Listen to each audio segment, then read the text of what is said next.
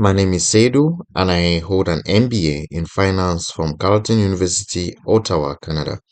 So I'm going to be sharing the difference between NPV and XNPV functions on Excel. So here we have some cash flows which I want to use for illustration. Um, so here we go. We have the weighted average cost of capital, which is 10%.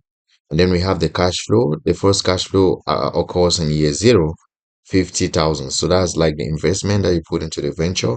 Then you have positive cash flows of 25,000, 50,000, 10,000, and finally 10,000. Now let's go straight to the NPV. We hit equals to the NPV, hit the tab key. Now you hit the rate. What else does it ask us to provide? The value. It asks us to provide a value. And here we go. We hit enter. And straight away it gives us the NPV of 25,812. Okay, let's go to the XNPV. XNPV, NPV. Hit the tab key. It asks us to provide the rate and then the values. Okay. I hope you're doing this with me. I urge you to follow with me on Excel. So open your spreadsheet and do this with me because you're going to learn it more when you're actually doing it. Okay, so the next thing it requires us to provide are the dates. Get the dates. Okay, and you hit enter. And it gives us 28,788.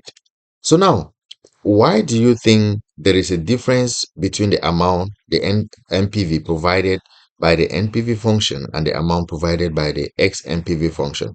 The difference is coming because the NPV assumes equal interval in the cash flow, which means that it assumes that each cash flow occurs 1 year from the other one. And that is why it didn't ask us for the date. You remember, in the formula, we're not required to provide the date. We're only required to provide the rate and the values. Now, that is not true with our data set because between year 3 and year 4 is not exactly 1 year. So we can try, you can calculate that, you can hit the equal sign, you do year frac, and then you use the down arrow, you hit the tab key. So you take this year 3, comma, year 4, and then you see that it gives us 0.8 of a year. And what is 0.8 of a year? You just take that and multiply by 12. You see that the cash flow in year 3 and year 4, the difference between the intervals is 10 months, it's not 1 year, which means that the amount returned to us by the NPV function is not accurate because it assumes 1 year interval. Meanwhile, the difference is actually 10 months. And if you go and calculate between year 3 and year 4, actually, you are going to see that it is equally not 1 year. So you go to the year frac, as I said, hit the down arrow, and then you hit, okay, the axis of the start date, then the end date. You hit enter, it gives us 0.75 of a year. And 0.75 of a year, how many months is that? You multiply that by 12, it gives us 9 months.